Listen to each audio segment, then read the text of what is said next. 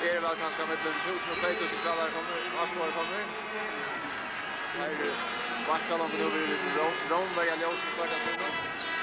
Det är ska Lichibaren där till Jens Martin Knudsen i förjon och Silvio Vella ur Malta och domarna och linjevärdarna är ur Israel. Domarna är det dan. Och alla märskare inte till det vid här så kan Mattias National upp. Det är ute här vid nummer 3 det är Chicotti för Charles Brostein. Så går det upp. Malta har skorat till 1-0. Malta har skorat till 1-0.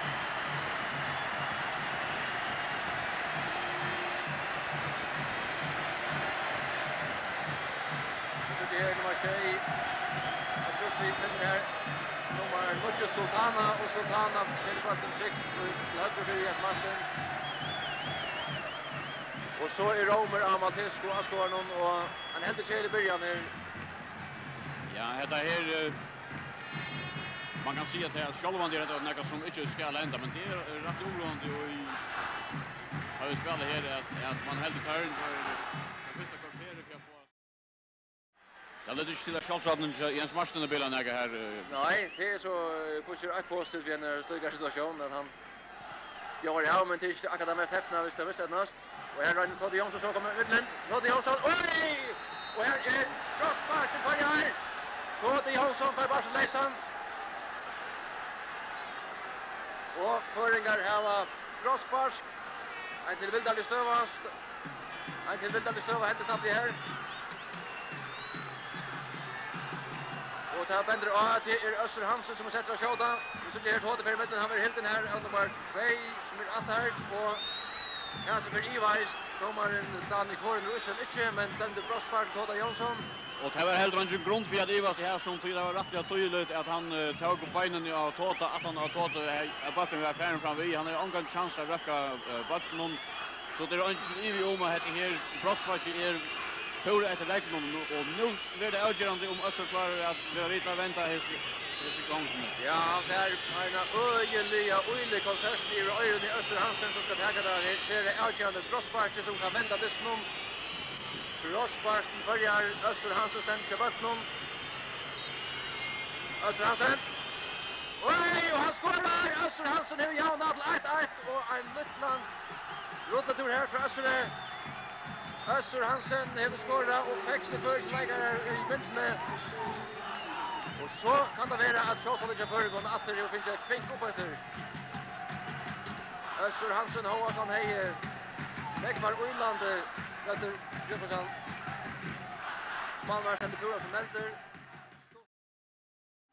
Alltså hur skorat där för ska Maldi på Brospark i 37 minuter. Och så för att annars ska ta bara 5 minuter rätt av dysten. Här till Todd Johnson för bollen av inne. Finner Julian som inte fram vid Maltesson. Men Julian Berges väl och för tackla bollen från honom. Där finner han Oni Arge som blir brastar. Oni Arge han för inte rätt att skåta bollen och Mario Muscat i Malteska målen kan jaga skotten här en stor chans för Oni Arge och väl lagt av Julian Johnson som fick fast den bollen här. Så det här Julian Johnson finner Oni Arge driver väl in i brösthajen. Röjn som högra beinet. Men vid närskast Timon av 5 minuter någon distan om av liver. Föringar här och kvossur i sätten håller ju bäge skår på Brospark i 30 minuter och där har haft för risa chanser båda till Ona Arke.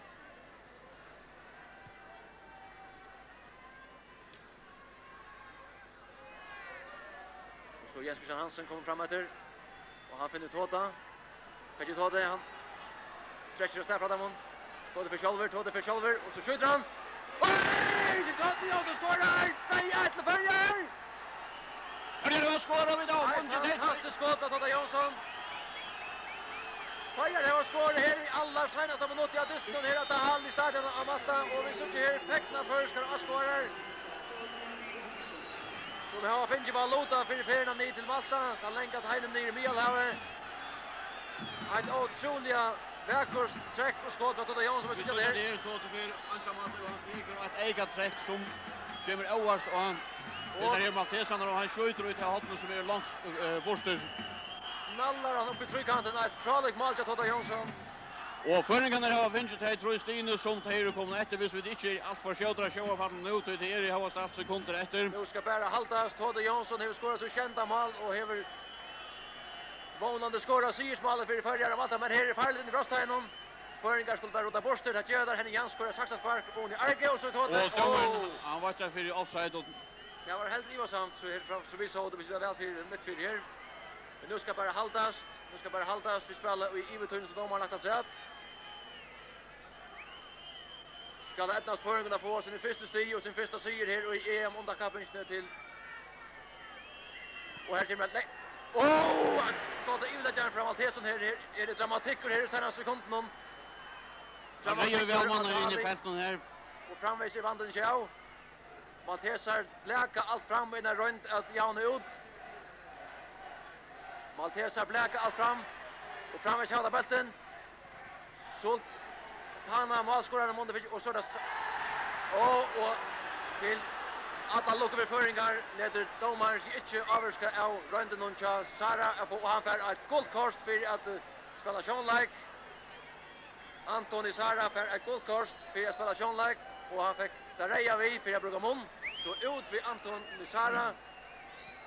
En Örtjim Laura Sara som annars har spalt en fralligan dist. Nöjes jag såg att Tareja korset från domaren här i senast och alla senaste sekunderna av disten. En dramatisk vänd här mot disten 0-1. Förringar har vi 18-4-0 och det är första där jauna ut och så igen har där lagt sig fram vi och mål på Totta och nu är nervarna på spel så mycket att det här Maltesen runt jag får så rätt. Och så jag vet längdskottet och Jan ett fraligt längdskott från 1 meter och Mondi ända i netten. Men allt och här kommer Jens Marsen över bollen tryckte på nu ska det bara haltas. Alla boje efter det senaste bruxeln från domaren och här är nervarna på banken Förringar standa nere vid bunchen och där har kort armarna och så är det Lever Förringar har vunnit 2-1 att Hall i stadion av Malta. Ja, första bunchen och tischa där inne av vallen. Att hälsa där första spelaren alltså Totta Jansson och i Alfensens 20:e minut fick skåra syrsmålet till förjar. På ett fralig skåd och vi såg effektnar förskar avskårar som det är inte enkelt att ta på chansen att få den länga vägen ner till Malta och där hade vi med den förskar avskårarna räknar vi att få en seger på Sturesen här och det här fick där så väl och vilja och det var inte bara en seger, det var en så spännande seger kan man säga.